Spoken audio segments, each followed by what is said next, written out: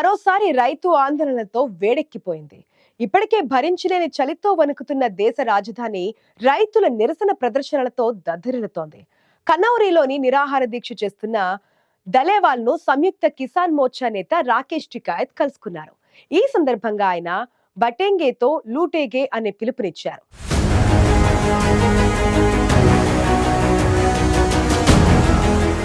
విడిపోతే నష్టపోతామంటూ కిసాన్ మోర్చా నేత రాకేష్ టికాయత్ నినాదం ఇప్పుడు సోషల్ మీడియాలో వైరల్ అయింది.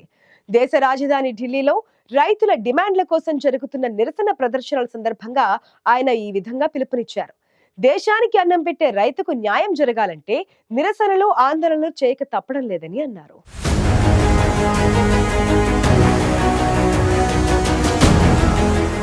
రైతు డిమాండ్లపై పంజాబ్ రైతు నేత జగ్జీత్ సింగ్ దలేవాల్ చేపట్టిన ఆమరణ నిరాహార దీక్ష సోమవారం నాడు 21వ రోజుకు చేరుకుంది.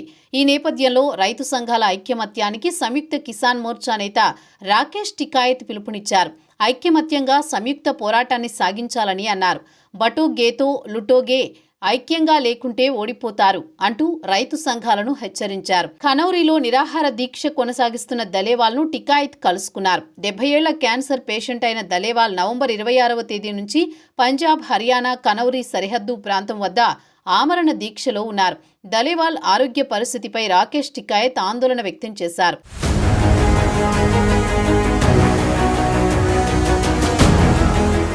పంటలకు కనీస మద్దతు ధరపై చట్టం సహా 11 డిమాండ్లపై రైతు సంఘాలు పోరాటం సాగిస్తున్నాయి. ఉత్తరప్రదేశ్ ముఖ్యమంత్రి యోగి ఆదిత్యనాథ్ ఇటీవల బటోగే తే కాటోగే అంటూ ఎన్నికల ప్రచారం సాగించిన క్రమంలో రైతులకు రాకేష్ టికాయత్ ఇచ్చిన నినాదం ప్రాధాన్యత సంతరించుకుంది. ఖనౌరీలో నిరాహార దీక్ష కొనసాగిస్తున్న దలేవాల్ను టికాయత్ గత వారంలో కలుసుకున్నారు. 70 ఏళ్ల క్యాన్సర్ పేషెంట్ అయిన దలేవాల్ నవంబర్ 26వ తేదీ నుంచి పంజాబ్, హర్యానా, కనౌరీ సరిహద్దు ప్రాంతం వద్ద ఆమరణ దీక్షలో ఉన్నారు. పంటల కనీస మద్దతు ధరకు చట్టపరమైన హామీ కల్పించడం సహా రైతుల డిమాండ్లను కేంద్రం అంగీకరించాలంటూ దలేవాల్ ఆమరణ దీక్షకు దిగారు.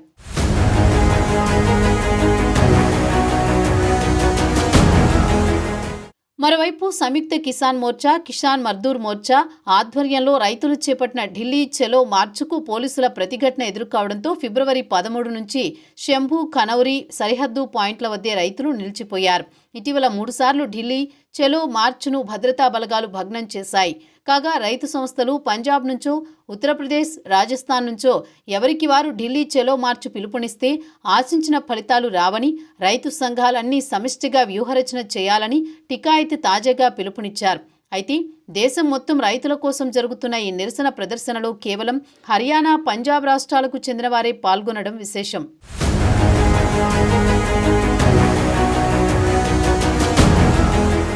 ప్రస్తుతం పార్లమెంటు శీతాకాల సమావేశాలు జరుగుతున్న నేపథ్యంలో తమ డిమాండ్లను నెరవేర్చేందుకు ఇదే సరైన సమయమని రైతులు భావిస్తున్నారు. సమావేశాలు పూర్తవనున్న 21వ తేదీలోగా ఆందోళనను ఉధృతం చేసేందుకు రైతులు ప్రయత్నాలు చేస్తున్నారు.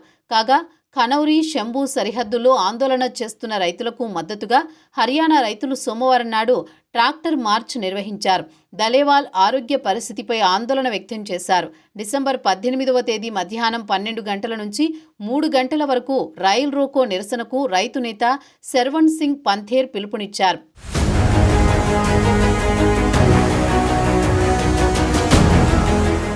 ఇదిలా ఉండగా కనీస మద్దతు ధర సహా 11 డిమాండ్లతో 101 మంది రైతులు హర్యానా, పంజాబ్ సరిహద్దు వద్ద చేపట్టిన ఢిల్లీ చలో కార్యక్రమాన్ని హర్యానా పోలీసులు మూడోసారి భగ్నం చేశారు. దీంతో రైతులు ఢిల్లీ చలో ఉద్రిక్తంగా మారింది. శంభు సరిహద్దు దాటేందుకు అన్నదాతలు తీవ్రంగా ప్రయత్నించారు. కానీ వారి ప్రయత్నాలు ఫలించలేదు. శంభు సరిహద్దు దాటేందుకు యత్నించిన రైతులపై పోలీసులు బాష్పవాయువు ప్రయోగించారు. జల ఫిరంగులతో రైతులను చెల్లాచెదురు చేశారు. ఘటనలో 17 మంది రైతులకు గాయాలయ్యాయి. ముందు జాగ్రత్తగా హర్యానా ప్రభుత్వం ఈ నెల 17 వరకు అంబాలా పరిసర ప్రాంతాల్లో ఇంటర్నెట్ సేవలను నిలిపివేసింది. వాస్తవానికి రైతులు ఇదే నెల 6, 8 తేదీల్లో కూడా ఈ సరిహద్దు దాటేందుకు యత్నించి పోలీసులు అడ్డుకోవడంతో విఫలమయ్యారు.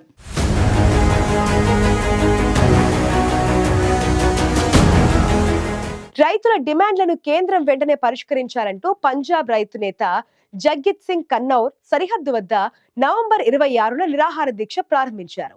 ఆయన ఆరోగ్య పరిస్థితి ఆందోళనకరంగా మారుతుందని రైతు సంఘాల నేతలు ఆందోళన వ్యక్తం చేస్తున్నారు. చేశారు